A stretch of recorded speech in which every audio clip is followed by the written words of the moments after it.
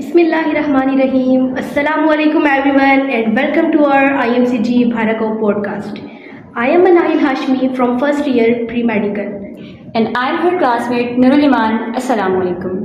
Today we are truly honored and excited to have with us a remarkable scholar, an inspiring teacher, and one of Pakistan's leading linguists, Professor Dr. Raja Naseem Akhtar sir. Dr. Akhtar holds a PhD in linguistics from the University of Essex in England and has served in several prestigious institutions, including the University of Azad Jammu and Kashmir and Foundation University, Islamabad. He is currently associated with Abbasian University, Islamabad campus. And with more than 3 decades of teaching, research, and academic leadership, Dr. Akhtar has guided many PhD scholars, published numerous research papers, and contributed immensely to the field of linguistics and English teaching. He has also been recognized nationally for his outstanding contributions, including receiving the Government of Pakistan Gold Medal for his meritorious services. It's truly a privilege to have him here with us today to share his insights, experiences, and wisdom. Assalamu alaikum, sir. Thank you. Welcome to the podcast, sir.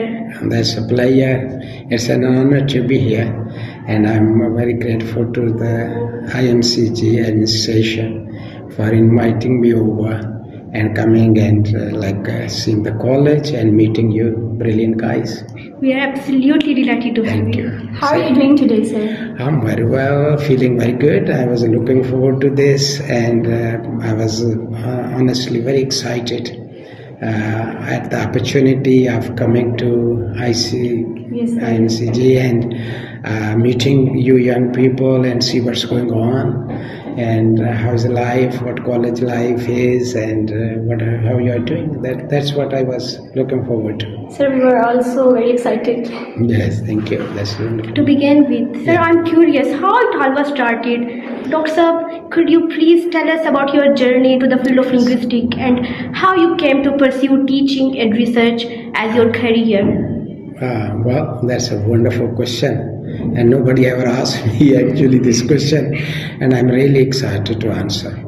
You'll be surprised probably looking that I've got a PhD from Essex University, UK, and prior to that I got MLit in Linguistics for teaching of English and Literature degree from Strathclyde University, UK. So I got 2 degrees back to back from the UK.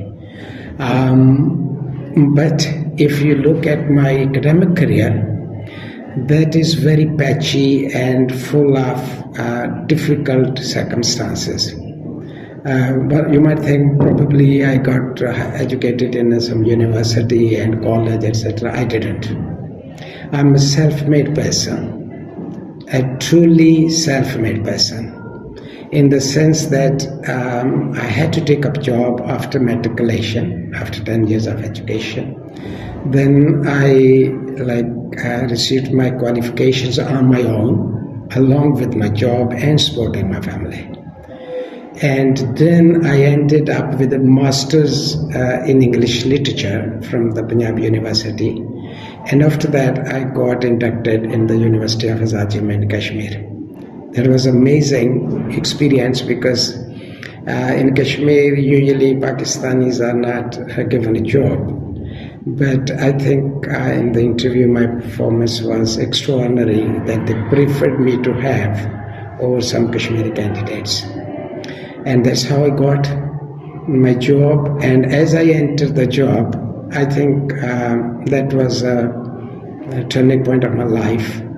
Within 1 year, I was selected and picked up to come to Islamabad HEC. Then it used to be UGC, University Grants Commission. And I was sent to a diploma course, diploma in teaching English as an international language.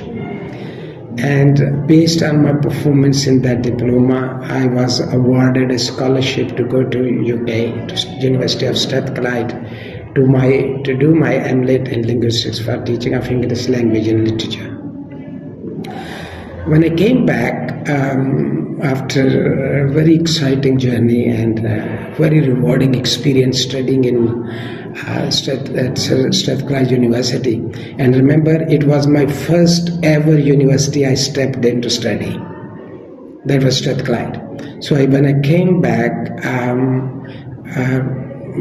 to my good luck, Pakistan Ministry of Education for the first time announced one scholarship for PhD in linguistics to go to any university in the UK. So I applied and won that scholarship at the country level, and I was awarded to go to do my PhD in the UK. I picked up a university of my choice because the research work I did at my MLit degree, I met a person, a very exciting professor.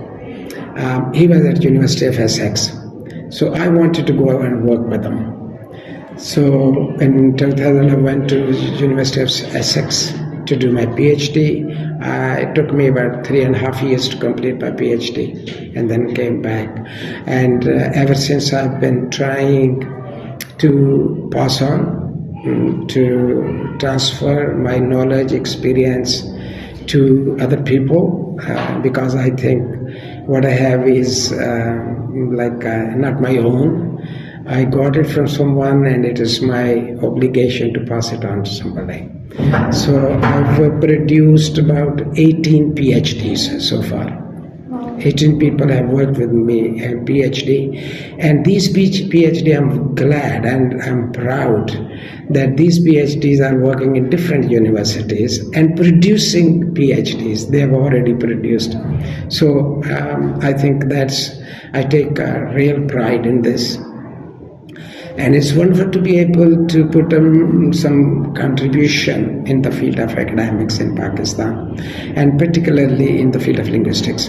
It's very interesting to share with you that when I did PhD in linguistics, I was very lonely because there were few people who had done even masters or PhDs in linguistics. So honestly, sometimes I was so frustrated that I had nobody to talk to about linguistics. But these days, alhamdulillah, and I take a small credit for that these days in Pakistan there are so many linguists, so many people working on linguistics. And I think being one of those who put a strong foundation for this, and we have come this far. Thank you. It's truly inspiring, sir. Sir, I want to know that if you don't become a linguist or a teacher, what career path do you think you would have followed instead? Okay. So I think I've been, God chooses the path you have to travel.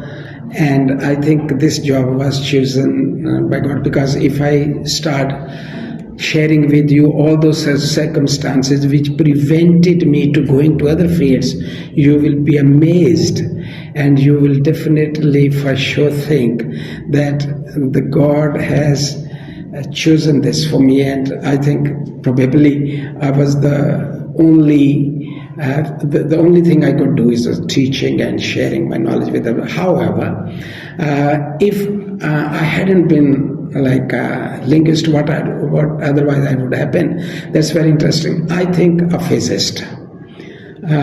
Physics inspires me a lot.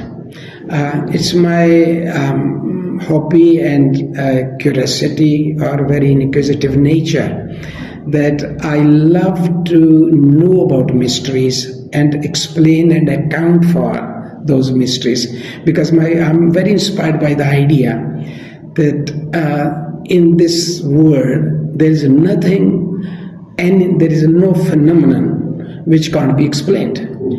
If there is something mystery, the science hasn't discovered yet. The science hasn't got into it.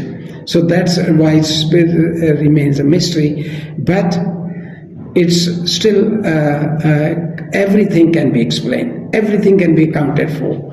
There is explanation for everything. For example, my favorite program on TV in the UK and here sometimes the mysteries busted. Sometimes there's a program in which they say that, okay, there are people playing tricks They do, like, it happens that they are doing something magical. They are like doing something, wow, you say, how can this happen? But actually, when they, the part of the program is first they show the magical trick, so called, and then they later on actually how it all happened, what they've done. For example, sitting in a chair, there's a girl who stretches, like she goes in a trance and to something, and she stretches her arms, and it looks like she had become a iron hard and steel hard. And a person walks up to her arms, and she's not budged. She doesn't move, and she can so relaxed and calm. But later on, they say that actually when they stretch the arm, behind the arm there is a bar which extends with the arm, and the person is not actually standing on the arms, but the bar. So I love to have explanation for these kind of apparently magical tricks, because there are no magical tricks. That's really interesting, sir. Since you have experience with both Pakistani and the foreign education system, what's the most striking difference in classroom culture that you ever noticed? Right, thank you. I think I can answer this question to some extent very well, in the sense that I have experience of supervising PhD and MS students and teaching them MS students, and I've been like a colleague. I've taught for some time in the UK university as well. The main difference is the level of commitment and devotion. Okay. Look, what happens in the UK. Somebody comes to do PhD and MS, they get rid of all those responsibilities and they shed off all the burdens, leave everything at home and come to only study, nothing else. So they devote their time, they dedicate their time fully, with full concentration, no distractions, not disturbed by anything else but study. And they really come with a determined aim. They come with a pure idea that study is the thing I'm doing right now, nothing else. In our culture, sorry to say this, but there are lots of people who come to studies, but they have so many strings attached, so many other responsibilities, so many doing lots of things at the same time, and trying to do too much and everything at the same time. So that actually distracts them. They are not fully capable of devoting full attention on the studies. And also, I think they really put a lot of hard work to bring them at par with the level that is required for the studies. But we say, okay, can we do this? Can this happen like this one? I've seen that over there in the UK, when a student comes to a professor, I have some very interesting stories to tell about my supervision, PhD supervision at Essex University and Strathclyde University. Very, very interesting stories. I can take the whole day to talk about. I have such an interesting stories to tell. And over there, when a student comes to, he's fully prepared. He has done his her homework. They are fully prepared. They engage their supervisors. And they don't ask supervisors, but just want to give you a small idea. Once I went, my supervisor at Essex University, there were some students who wrote an application against him that he doesn't provide a good supervision to us and he's not available whenever we would need him. So they asked me to sign it. And I said, well, sorry, I can't sign this application. They said, why can't? They asked me. I said, well, look, my supervisor even gives me time from home. I can call him home. And this was an African girl, I still remember, she screamed. He gives you the word time to call and he receives your call at home while he is not willing to meet us? So I said, yes, I can. The same day in the evening, I had a supervision meeting with my supervisor. I went to see him up to him. After the meeting, I asked him. I said, Andrew, it wasn't Andrew, but everybody called him Andy. I said, Andy, I've got a question. He says, what? He said, as there were some people, like they were application going around, they're not happy with your supervision. He said, yes, I know that. I said, you knew? He said, yes, I did. I said, so what's the problem? And this wonderful thing that inspired me, and I felt really proud for the first time in life, that he said, look, there are two types of students. Those who come and ask me what to do next. But I've seen with you, you come with a problem and you give me a tough time, and when you come and after you go back after showing me, we are both educated, both informed. And that's the way things should happen. So I think that's the basic idea, that we students should be not always receiving at the end, like what my supervisor will tell me, I'll do what my supervisor. Yesterday in the class, I asked a student a very tantalizing question. I said, why don't you read at home? When I give you something to read, I ask you to read, I share the things, I share the articles, videos. Why don't you watch and come prepared to the class? She said, I don't know. I say, it's teacher's job and he will teach her and I will learn from them. So this kind of lack of initiative, the lack of this proactiveness in learning is lacking in our students. And I think this capacity or this ability should be nurtured and developed right from the beginning. The student should be put to work, put to work to do homework and come prepared and do kinds of things. That's seriously amazing, sir. Sir, related to your career, I want to know that as you have trained many teachers, is there something from always that you still think better works than today's methods? In the past, something worked better than today. Yes, sir. I think what worked was there was less distraction in my time. Like we had more time to read. For example, we actually read those novels. We actually read lots of things. We read and reread actually. But these days the problem is there is so much around to do. Like the media and social media and contacts you are always in touch with.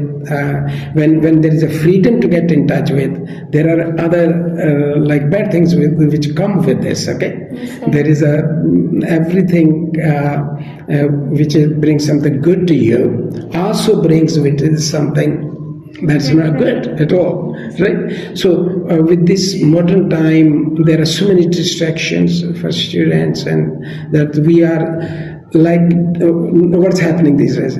We are doing little of everything. Yes, sir. We are not going in depth into anything. We don't have stamina. We don't have patience to go deeper into it. Probably you might agree with me that even today watching a video of 5 minutes is a huge burden. You say 5 minutes video, watching video, that's too long. Can't we have a shorter version of that? So the knowledge has become shallow. There are so many things you are just touching upon, not digging deeper into that. So that's, I think, is the problem. So the choice is this: a little and go deeper, or a little of everything. These are two choices available. And I think if you, like in PhD, they say that whenever you're doing research, you don't be too ambitious and try to do too many things at the same time. You pick up one and go deeper into it, because that's how you can break new ground. Yes, sir. Okay. Sir, what keeps you motivated after so many years of teaching and research? The more you learn, the more you become aware. You think you have got more to do. Okay. For example, I still believe that there is a lot I can share with other people. There are lots of things I would like to tell. And let me tell you one thing. Even after so many years of, for example, last night, I listened to a video on metrical composition in English poetry. Okay, it's a new video, a new knowledge. So what my aim was, very simple. Number one, let me make sure that I know everything about it. Or, secondly, is there any new addition to that knowledge? Yes, sir. This is, as a teacher, this is my responsibility to keep myself updated all the time with the latest developments taking place in my field. Okay, it's your personal philosophy. Yes, I keep growing. Yes. Yes. And I'm still not happy and satisfied with the level, because there is always a room on the top. There is always room for improvement. So I think what I love to do is, and what keeps me going so far, is the curiosity and this thirst and search for learning more. And I also, on a lighter note, I've seen that in old age, one of those things which can keep you going and have a few more years of life is that you keep learning new things. That also keeps my mind on the toe. So if I relax and I think I've done enough, I know a lot, now I don't need anymore, I don't want to hang my boots yet. I think I'm still very much into it, and I'd love to go as long as I go, and as long as I can. So I'm not stopping by the woods right now. That's very It's thoughtful. amazing, sir. Sir, how do you see the scope of linguistics as an academic and professional field in Pakistan? And do you think that the awareness of linguistics among students is means that increasing here or not? About 10-20 years ago, literature was very much into English. So English was considered synonymous with English literature. And it was thought there's nothing else and nothing more interesting than literature. And please remember, my first degree is in English literature. I'm not against literature. I love literature. That's my first passion in English. And I still love to learn a lot about English literature. But over the last 20 years, there's been a paradigm shift. There's been a huge shift from literature to linguistics, because linguistics, as compared to literature, is provides you some practical tools of analyzing language, using language for some other purposes. For example, these days all political issues, other like sociological and cultural issues can be addressed through the discourse analysis. And discourse analysis is study of language, because all these businesses are conducted in language. So if you really want to get an insight into any phenomenon, socio-cultural, you need to go through the lens of language. So language provides you a very good insight and to study that. So linguistics is very useful means of studying, and it helps many other subjects, and it draws upon the insights from other fields as well. So it's a very interesting field. In Pakistan 20 years ago, linguistics was something new, but today is a buzzword. Lots of people, lots of universities are offering higher degrees in this field, and they're doing great, and lots of good work is being done into linguistics. So linguistics is a wonderful field of study, and with this degree there are lots of prospects these days.